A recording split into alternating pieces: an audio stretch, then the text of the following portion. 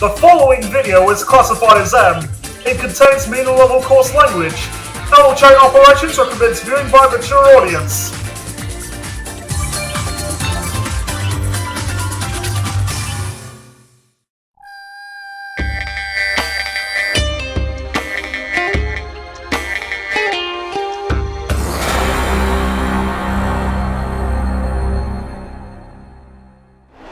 It's 1 o'clock, good afternoon, and welcome to LJ News. Unbelievable talent. Ridiculously fast arm. Out of shape. Big mouth. 12 years ago, during a doubles match at the Australian Open Boys Tournament, the man who discovered Nick Kyrgios etched those words into a notebook that remains in his possession. I wanted to sign this kid, his former agent and mentor John Morris told the Herald and The Age about the first time he saw the then 14-year-old. I sent him messages, but I couldn't get a reply, and I could see that he'd seen them. I chased him for about 18 months. The following year at the French Open, Morris unknowingly walked past the young Australian. "That's your boy, Kyrgios," Morris' colleague said to him. Morris didn't believe it. This tall, skinny version of the chubby kid he wrote about in his notebook had transformed.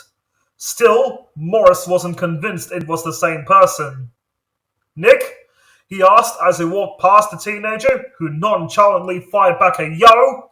I said, "Fuck me, you've grown." Morris signed him at Wimbledon a month later. It came with a guarantee that if Tennis Australia ever pulled its funding, the agency would stump up the funds to develop him. That was the clincher, Morris said at the start of the pair's 10-year journey together.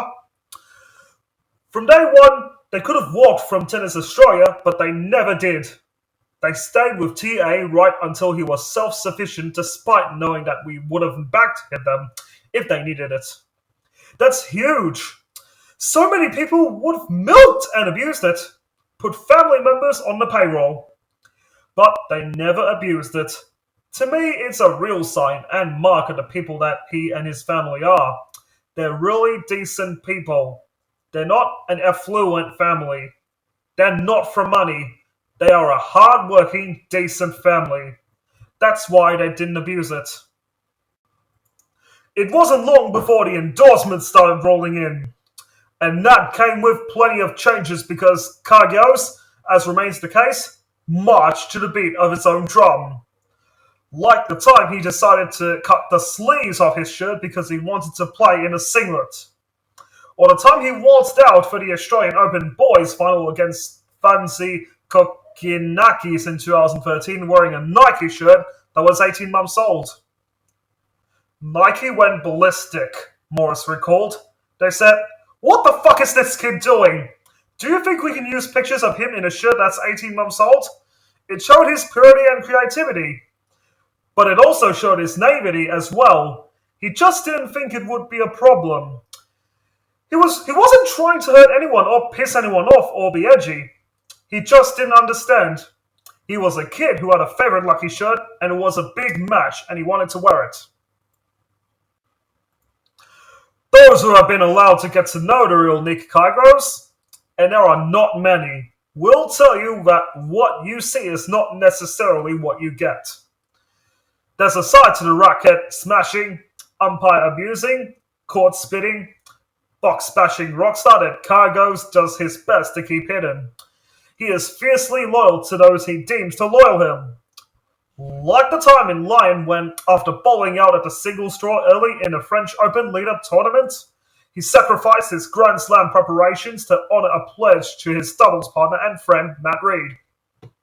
That night at dinner, he was a little injured and was about to tell me he was going to go to Paris to prepare for Roland Garros, Reed recalled.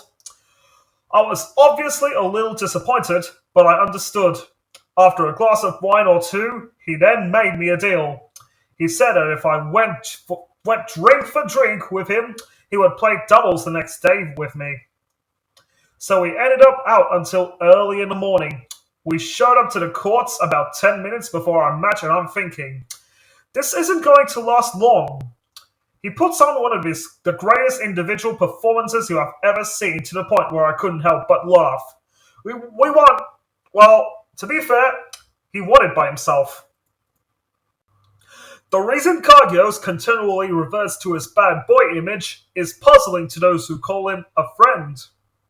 He has seen several sports psychologists, which Kyrgios says he regrets, who have tried to untangle the young Australian from a web he's been spinning since he knocked over Rafael Nadal to reach the quarterfinals at Wimbledon as a teenager in 2014.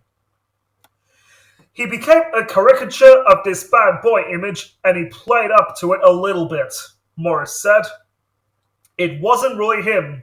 And then you go down a path, and eventually he just assumes the role. Even this week, he is fine playing the role of the villain. It is literally that. It's a role. In many ways, it is a stage persona, but it's a protection tool. If he's being short with his walls up, in his mind he can't get hurt. He's thinking, if I don't let conversations go on, or if I don't let you in, then I can't get hurt.